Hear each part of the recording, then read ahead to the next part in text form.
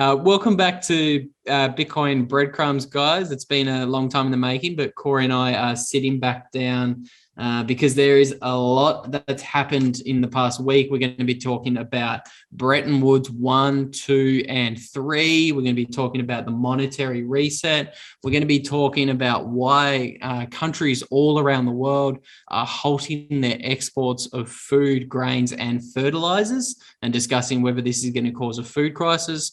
And of course, we're going to be talking about Bitcoin because it looks as if nation states are tripping over themselves to make Bitcoin legal tender. So it's all happening. So pretty jam-packed episode. But before we get into it, we should probably give a little shout out to today's show sponsor, who's obviously Coinbeast. So if you guys need any sort of help with Bitcoin related activities, you can book a one-on-one video call with a Bitcoin pro over on Coinbase Connect. So we definitely highly recommend you go and check them out. And then another sponsor for today's episode is Bitcoin Day. So we've all heard of Bitcoin Miami with their Bitcoin conference that's coming up in early April 2022. But Bitcoin Day is an up-and-coming Bitcoin company that's holding Bitcoin conferences all across America. So their next up-and-coming conference is actually on the 26th of March in Oklahoma City. So definitely highly recommend you guys go and check them out. It's going to be more of a Bitcoin mining focused event. Obviously, there's going to be all sorts of Bitcoiners there, but if you want to, engage one-on-one with a Bitcoin mining expert, that's the event that you guys want to go to. So I think if you guys use a promo code Coinbeast, you'll get 10% off your tickets. So definitely go and check that out. And let's get into all the news of the week. All right, Luke, let's see what in the world is going on. Luke has up on the screen, if you're watching on the YouTube video, Neil Jacobs retweeting Max Kaiser's tweet of the Honduran flag saying it's happening. So it's all happening. It's all happening. I would think that's happening soon, don't you think? I don't know the timing. This is literally the first I've seen of it, but I think it's massive. I think you touched on it in the intro. Like, we're going to talk about kind of the geopolitics and the game theory of nation states at the moment, because everything, what's that quote? There's decades where nothing happens, and then there's weeks where decades happen. Yep. It really does feel like, especially since 2020, that we've been living through kind of like the suddenly phase of gradually and then suddenly. So I wouldn't be surprised if Honduras comes out and makes Bitcoin legal tender tomorrow, honestly. We've got at the moment is Max Kaiser putting this up on his profile. Everyone knows Max. He does get around a fair bit in Latin America. I think he knew about the El Salvador announcement well before anyone else did. So it's interesting. What do you think? So how does that work? Can you explain better exactly what the IMF does for the plebs and stupid people like me that maybe don't completely research this stuff? So the IMF, they're kind of like a Western institution. They were, from memory, they're kind of like US based. So they're kind of like another arm of the US global reserve currency, I suppose. That's one way to put it. Obviously, I haven't looked into them as well as I should, but they were instituted in the 1940s after the US was granted the global reserve currency status in 1944 after World War II. So all of these institutions got erected, like the World Bank, the IMF, Bank of International Settlements. They were all instituted just after the US got the global reserve currency status. So today, the IMF, they've kind of been giving out all these loans to these kind of bankrupt Latin American countries in particular. And they've essentially been extending loans to these countries. They call it for things like foreign aid and helping them in desperate times. But I'm not as well researched into the IMF as I probably should be. So basically, they're the ones that can come out and cut a check real quick and offer people some relief different countries relief. And I mean, so what they've been saying about El Salvador, they've been like, "Hey, you shouldn't do that. We don't think that's a good idea." Um, and it's basically that they are going to rely less on the IMF.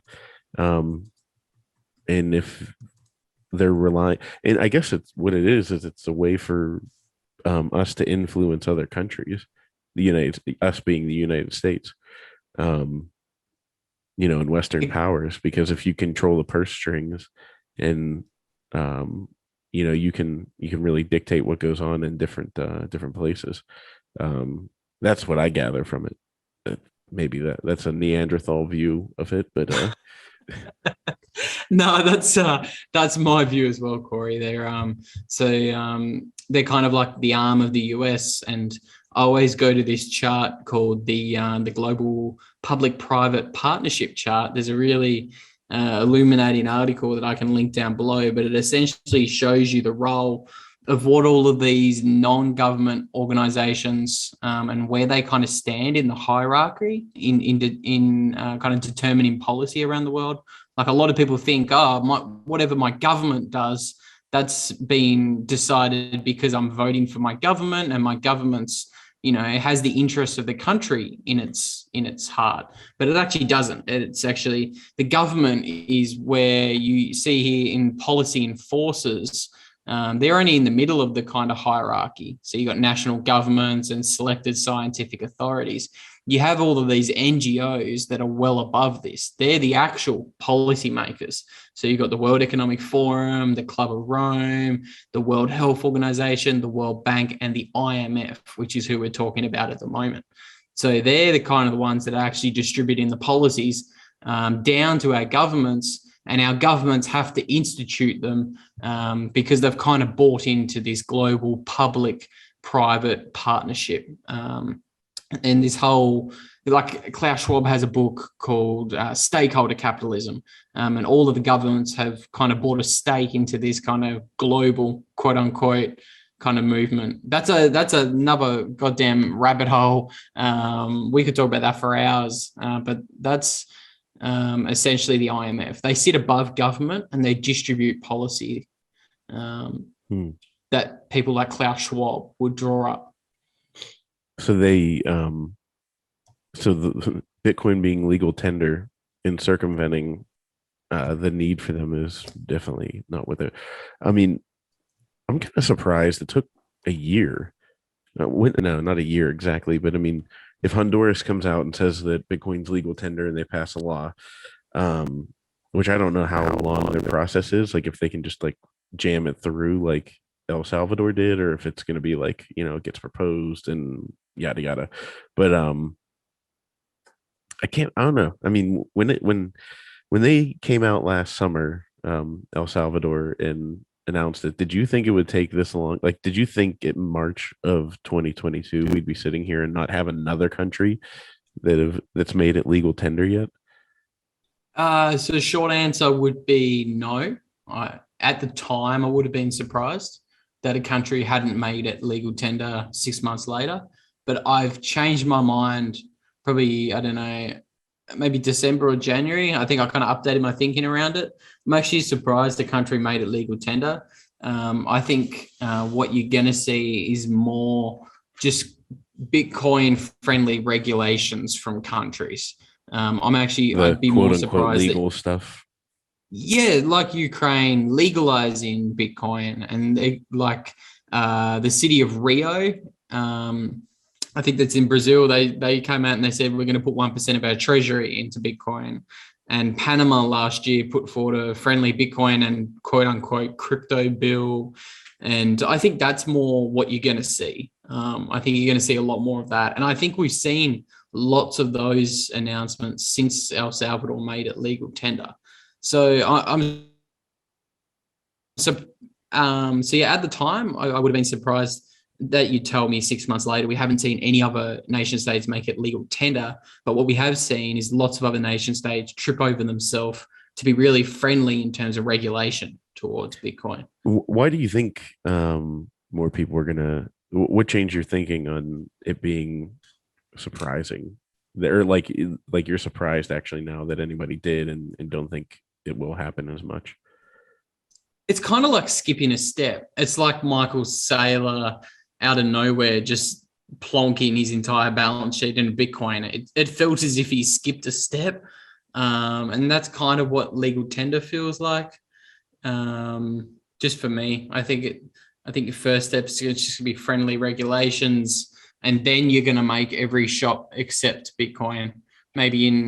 Maybe 6 to 12 months down the line, when Lightning's built out a little bit more, because there's been a lot of issues with the Chivo wallet in El Salvador. So I'm probably more expecting the infrastructure to get built out a little bit more first before you start to see nation states jump onto the Lightning network. Yeah. Yeah, no, that I think it was a good stress test. But yeah, I don't know. From that perspective, it does seem like maybe it will take a little bit longer. Um, but part of me thinks like that this is just going to be like what we're about to live through is going to be this massive unwinding of the financial system, the global financial system. Um, and I'm wondering if like people like Honduras, that apparently is going to make it legal tender, um, are they basically like pulling the ripcord on their parachute? And are they preparing for what's about to happen? I mean, because it's gonna be ugly, um, and I don't know. It is going to be ugly. I think countries that do it first are going to benefit the most. So it doesn't surprise me that Still doesn't mean it's Honduras. going to be smooth for them. It's still going to be rough. Um, you're putting an entire country, you're orange pilling. And if anyone has gone through the orange pilling process, you know how up and down and wild that can be. um it's Honduras, I see it down there. I mean, the Cayman Islands are right there. That's why so many businesses, as Michael Scott said, that's why so many businesses are moving to the Caymans. um That's, I think, jurisdictions why I wouldn't be surprised to see Honduras accepted as legal tender. I mean, they're right next door to El Salvador. So that's yeah, very interesting. Very, very, very interesting. I mean, this is the only way for all these countries to save themselves in this current mess that we're in.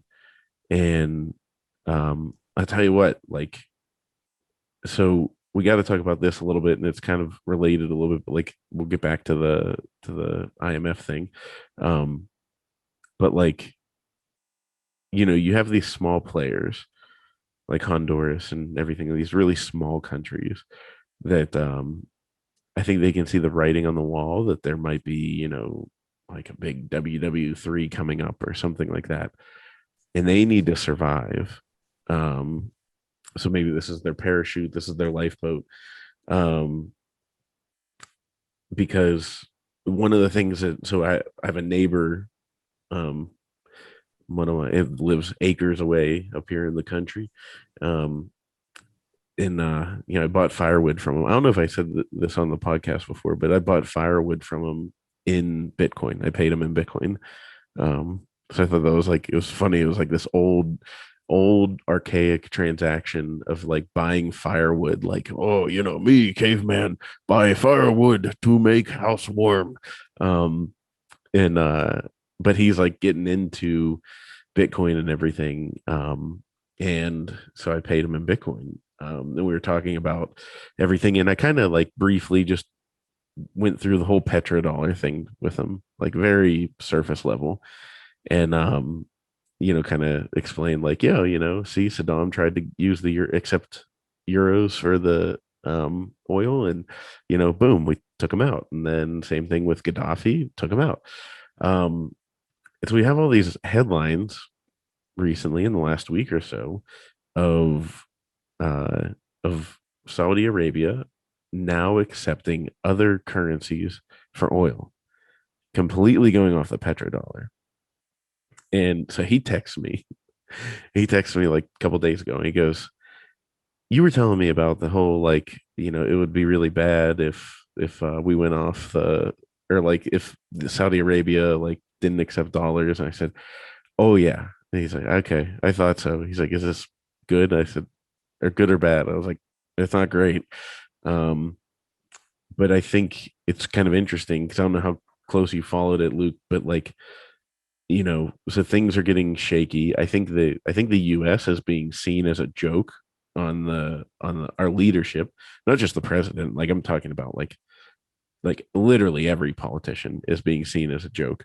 Um and and so they understand that these are just puppets that are kind of cowards. And um so yeah, so Biden tried to call Saudi Arabia and like have a meeting with them, and they were like, no.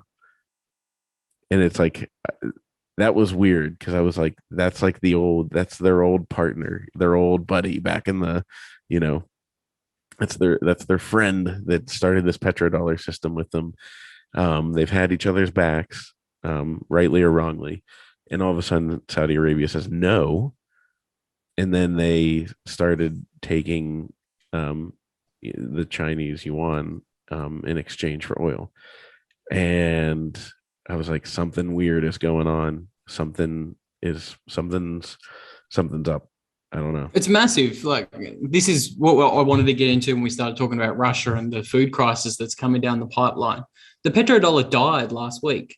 I'm pretty sure this happened after our podcast last week. But like you said, the petrodollar is built on these Middle Eastern countries selling their oil in US dollars. And like you said, Gaddafi, Saddam Hussein from Iraq, who tried to price oil in euros in 2001, both of them got invaded and their heads, God knows, well, Gaddafi didn't get his head cut off. He got sodomized, but that's neither here or there. What happens is the US dollar has defended that petrodollar at all costs. And then in the past month, what you've seen is Saudi Arabia give the US the middle finger, and price their oil in yuan with China for trade. You've also seen Russia and China do oil trade in euros.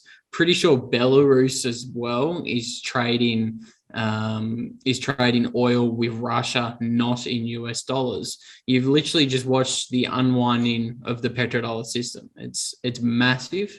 And I think it's probably like one of the biggest monetary events in the past probably 50 years since the Nixon shock in 1971. I think the past 2 to 3 weeks, we've watched that next big kind of monetary reset. There was a really good paper done by a dude called Zoltan Polzar or something like that. He's a former Credit Suisse. Yeah, that's the one. I recommend everyone go and check that out. He kind of talks about the difference between. Did you ever see Dude, Where's My Car? No. God, that movie probably came out before you were born. Yeah, probably. yeah. I'm doing the Zoltan. All hail Zoltan.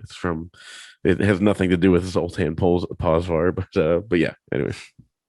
Yeah, well before my time there, Cory. But yeah, I mean, go and read that article. He talks about Bretton Woods I and why the Nixon shock in 1971 was actually the Bretton Woods II moment that we've all been waiting for the past couple of years.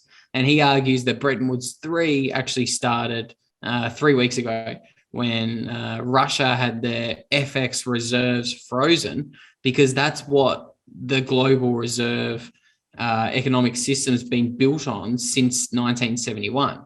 Since Nixon closed the gold window, every single country around the world held their reserves and did trade in FX reserves, foreign currencies.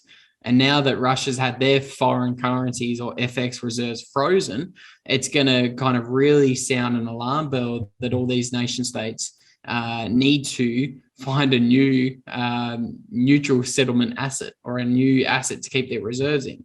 And so Zoltan calls this Bretton Woods III. And I think the past 2 weeks is the largest monetary event in 50 years. And so the FX reserves, I mean, that's the money that we froze was their dollars, right?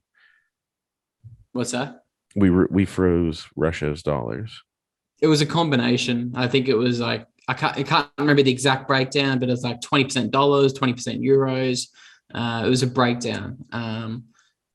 So So they have seen what we I mean, the fragility of their own financial system, because like I'm talking about other countries, they all see how quickly it can change on a dime. Um, I agree with you that like it is kind of skipping a step, going straight to legal tender. Um, but I think in this messy time where people are going to have to pull the ripcord on their parachute a lot earlier at a much higher elevation than they had planned on pulling the ripcord or what would be advisable. Because I mean, you can't just be sitting if you're so dependent on foreign currencies. You can't be just sitting there and at the whims of other politicians, and pretty soon eventually the different countries are going to be like, all right, let's pick sides. What side are you on? Are you on our side, or are you on the other side? Yeah, yeah, I couldn't agree more.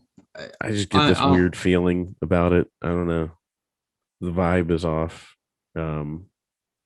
It's very reminiscent to what we were going through 2 years ago at this time. Yeah, something's off. Something's It's weird. just an escalation. Like this is the really people call me crazy. Like we did a podcast, the first podcast we ripped together. I said we're going to see hyperinflation before 2025, and that's kind of my argument for why we're going to see $10 million Bitcoin. I think by 2025, but I think definitely before 2030. Everyone calls me crazy for that, but we're living through the suddenly phase of a long-term debt cycle. It all happens at the very end. And I think you're going to continue to see things like Honduras looking to make Bitcoin legal tender. You're going to continue to see Russia and maybe these other countries. They might even bring out like a gold-backed digital yuan or a gold-backed digital ruble. That's obviously going to fail in the long run, but you're going to see an escalation as people try to escape the US dollar. And we move on to this kind of Bretton Woods III era. And I think obviously that all bodes well for Bitcoin. And that kind of explains why you're seeing the IMF shit their pants. This week they came out. That's what I've got up on screen at the moment. I've got it highlighted.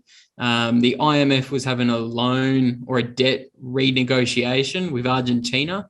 And part of that renegotiation was Argentina has agreed to discourage the use of cryptocurrency as a condition of a $45 billion loan from the IMF. So as the further we get towards the end game, you're going to continue to see like big news events like we're seeing, which is really interesting. I think like the past 24 months has been ridiculously interesting from kind of a macroeconomic standpoint. Yeah. I don't know. I think the thing that sucks is this is going to hurt, everyday people. It's not going to hurt the elites or the politicians. And like you were alluding to there, I mean, with all this stuff happening, like there's going to be food shortages, and there's going to be I recommend to everybody, this podcast is not financial advice, but I will give you some advice here. Get like 6 months of non-perishables on hand, and make sure that you're stocking up, because you don't want to get. I mean, that's why we moved to the country and got away from everything, because I don't want to be living in a neighborhood when all this shit goes south. Which couldn't agree more. I think that's sound advice. That's something else I wanted to touch on this week, because it's all going down. Russia suspended fertilizer exports to the rest of the world. So for anyone who knows kind of their agriculture, obviously fertilizer is a very, very key ingredient if you're going to be producing a lot of food. So that's massive. Russia does that. And then you've seen in the past 2 weeks, you've seen countries, you've seen Belarus, Serbia, Indonesia, Egypt, Syria, Lebanon. You've seen absolute handfuls and handfuls of countries come out and say, guess what? We're not exporting any food for the foreseeable future. We're not exporting food because we're worried about shortages coming down the line. So I think food crisis is coming. I think it was always going to come. So there was actually, if we look back in October 2021, the Brazilian president came out in October the 7th, and he said, look, in 2022, you're going to have food shortages. We've seen a massive price spike in fertilizers in 2021. So that's a chart I've got up on screen at the moment. Fertilizer was absolutely skyrocketing. And obviously, the reason why it's important, why I'm highlighting the Brazil's president and what he was saying in 2021, it's important because Brazil's like the third largest food exporter around the world. So here's a list of all the large food exporters around the world. Brazil's number 3 on that list. And if their president's coming out in late 2021 saying, hey, look, there's going to be a food shortage in 2022, prices are going to go up because the prices of fertilizer have gone up lots in 2021. And then obviously, then Russia comes out in the past 2 weeks and kind of says, yeah, we're not exporting any fertilizer, boys. It's only going to exacerbate what was already coming down the pipeline.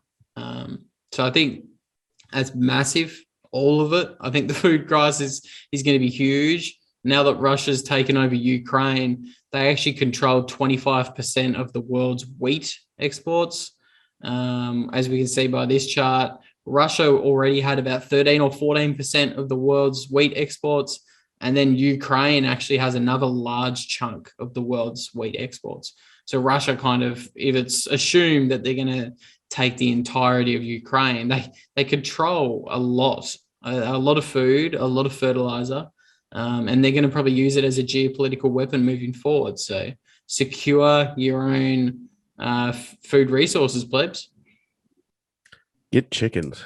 That's my next step. Get chickens. That's my that's one of my projects for as we get head towards summer here. Is my wife has always wanted to have our own chickens. She wants to have a goat too eventually, but I get baby steps. I got to do one for the other. But we see a lot of chickens. We see lots of. We see wild turkeys all the time too. So we out here won't have problem with food shortage if we take care of ourselves properly. Although I'm not a hunter, I got to work on that. My son, my oldest, he would not let me hunt. He is an animal lover. He's like, we joke and say St. Francis is the patron saint of animals or something like that. We call him St. Francis because he just like he loves zoos, he loves all that kind of stuff. He's always pretending to take care of animals. So, but I'm like, if shit hits the fan, daddy's just gonna have to go into the woods and come back with burgers. Come back with some burgers for you to eat. Yeah. It's just it's a little, yeah, I don't know. I mean, it's like you can say this over and over again. You can only say it so many times before like people are either going to get it or they're just not going to get it.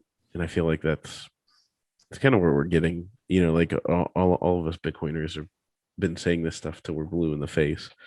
And I guess it's hard to reconcile. How do you reconcile that with your family? You know what I mean? Like family that won't listen and stuff like that, and people you care about, and you're like, all right, I guess you're just not going to get it. When it actually happens, they're going to be, knocking on your door asking, where can we get food? I don't know. It's nuts. That's the sad thing about hyperinflations, economic resets. All of the above happens gradually, then suddenly. And us Bitcoiners, we've been screaming about it for ages. The reality is most people are going to act when it's too late. All we can do is continue kind of warning, educating, and trying to get as many people onto the little Bitcoin lifeboats as we can and get them off the sinking ship that is fiat money. Cory, what did you think about this? Yep. if you wouldn't mind chucking the tinfoil hat on for a moment. I should China, get one myself because yeah, I lost mine in the moving process. But China was hoarding wheat and grains all throughout 2021. I thought that was very, very interesting. This article here says China is expected to have 69% of the world's maize by early 2022, and also 60% of the world's rice reserves and 51% of the world's wheat, plebs, despite them only having 20% of the world's population. So I thought that was interesting. Yeah, I mean, I'm Lord Fusatua. I'm sure you've remember hearing him say it in Twitter Spaces, but they are outright they've outright said that this century is going to be China's. They're going to own this century. What did he say? He said that they told him that, and they, by the way, is like he was at like in Beijing at the highest levels of like, I mean, Tonga is where he's from, and it's very, very small population, but they have diplomatic ties. He said that they said unequivocally that the 1800s were Great Britain's, 1900s were the United States, and the 2000s will be theirs. So they're not messing around. Of course, right on cue, we see they were doing lockdowns again there. So, but unfortunately, I think people aren't buying it this time around. Everybody's just like, yeah, okay. Here's your tinfoil hat territory. They've hoarded half the world's food, so they've got their food secured. I think it's interesting that them and Russia have teamed up. They've essentially formed an alliance. They're settling trade together. China took off the tariffs that they had on Russian wheat, and they said, we'll buy it all off you now that you've been sanctioned by the West. I just thought it was interesting. Obviously, Russia would have been planning this invasion of Ukraine for a long time, and I wouldn't be surprised if they told their buddies China about it, and they said, hey, look, this is what we're doing. Maybe that's why China was stocking up on grains throughout 2021. And like you said, they are very kind of long-term oriented in their thinking. So that's their plan. Yeah, I mean, they see it as a generational thing. Like they are very culturally, they don't think like we do, where it's just self-gratification and taking care of yourself and temporary fixes. They're very much on the, like, they know that they're going to set up a system that's going to benefit their descendants. And they might not necessarily experience it. It's just culturally something that I've learned about them. And I mean, there's some respect to that. Obviously, I don't like the way they're going about it. But that's the ultimate, like, low time preference, is thinking about how your descendants will benefit from your actions today, which is something that all Bitcoiners do. Yeah, I don't know. I think they're, they've taken over manufacturing, they've taken over everything, and now they've got the US by the balls. If the US doesn't start, I mean, the US can fix this situation, by starting to becoming energy independent and fixing our agriculture here in the United States, and not letting Bill Gates, bitch tits Bill Gates, run own all the farmland. Like it's fixable. And I think it's winnable. Yeah. I think it's not just fixable. I think it's winnable. I used to hear all this stuff about China, and it's all true. Like China is. That's their plans. It's just not actually going to work. Yeah, that's right. It's not, because they've shot themselves in the foot on many different, in many different aspects. One, communism always fails, always has, always will. Central planning is always going to fail. Two, China has a massive water water and energy crisis that they're living through. Like, they have drained all of their water wells and reserves in China. And once you've drained them, you don't just let them, they don't just replenish if you don't tap them for 10 years and let the rain. Once you've tapped your water reserves, they're tapped, they're gone, they're done. So that's two. Communism, they fucked up with their water reserves, and they're having an energy crisis, which is why they're probably being so friendly to Russia, because they're very energy rich. So I thought that relationship's interesting. They've also shot themselves in the foot in terms of Bitcoin. They did the same thing in the 18 and the 1900s in terms of the gold standard. The rest of the world operated on a gold standard. China said, fuck you, we're going to be communist. We're going to stay on the silver standard. And through 100 years there, China lost 80% of its purchasing power to the West because it operated on inferior money. And it looks like they're going to do the same thing again today, banning Bitcoin. And then, so that's number three. They've also got a fourth thing that's going to shoot them in the foot, and that's terrible demographics. They have like the worst demographics around the world. What's that single child or one child policy? Is it biting them in the butt? I mean, which, by the way, like, it's just the most disgusting thing that's ever happened. One of the most disgusting things that's ever happened, in a very like I mean, I guess there's violent elements to it, but in a non-violent way. It's just such a shame. But yeah, it's driving their population to this like terrible end. Is that what you were getting at with the demographics? Yeah, but that one child policy, they actually reversed that in late 2021 because they realized that their demographics are so fucked and so screwed. So I think for them to actually reverse a law that's so big and well known in China, for kind of underpinning their culture, I think that's a massive kind of admittance of defeat. So essentially that whole rant and tangent was just to say, look, China looks powerful. Yeah, China's the quote unquote rising superpower in Ray Dalio's new book. They're very long-term oriented in their thinking, the manufacturing powerhouse of the world. But I don't think they're as powerful as most people give them credit for. And I actually think the US is probably still going to be the dominant power for the rest of the 2000s. Yeah, I agree. What else did we want to get into, or do you have to run? I think I do have to run, plebs, but the last thing we had on the docket, we've actually discussed everything.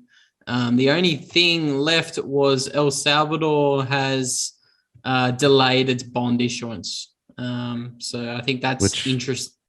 Hodl Magoo, our friend Hodl Magoo he's been beating that back and forth. He's been all over that.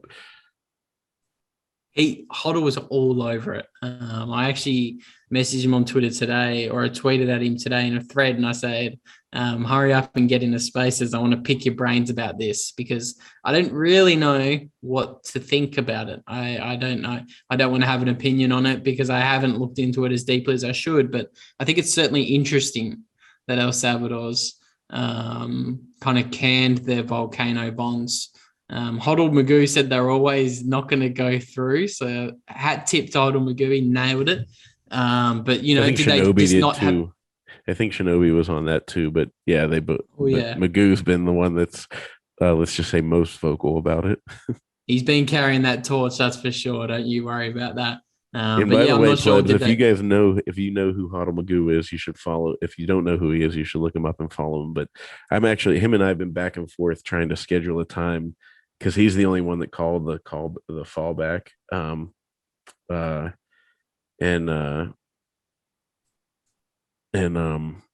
Yeah, it's just been we haven't been able to settle a time, so we're working on that. But yeah, it's crazy. Yeah, tune into that one. He's probably the most entertaining person on Bitcoin Twitter, or one of the most entertaining people on Bitcoin Twitter. He says some pretty funny things there on Spaces. So go and give him a follow, and tune into the. I'm jealous that you've got him on, mate. I wouldn't mind. Maybe we should tag team that one. That wouldn't be the worst idea, actually. Wouldn't be the worst idea. He's tough. He's a tough person to nail down for a time. He Because is. he's I don't know what he does, like trading, or he manages different portfolios or something, but he's always busy. Then he randomly drops into spaces. So anyways, all right, plebs. Well, appreciate all of you guys listening, and make sure you follow us, like and subscribe. Smash that like button. That like button. Do all the cringy stuff. Yeah, but and yeah, if you also, I'll just throw this out there, check out Movies Plus. We got some shiz going down there. We got some Bitcoin stuff up there. So yeah, I say let's we'll catch you guys next time, and we appreciate you guys listening. Make sure you subscribe to the podcast as well, not just our YouTube channel, and we'll catch you on the flippity flip. See you later, warehouse. Michael Scott, remember? See you later, warehouse. Catch you on the flippity flip. See you guys. Have a good one.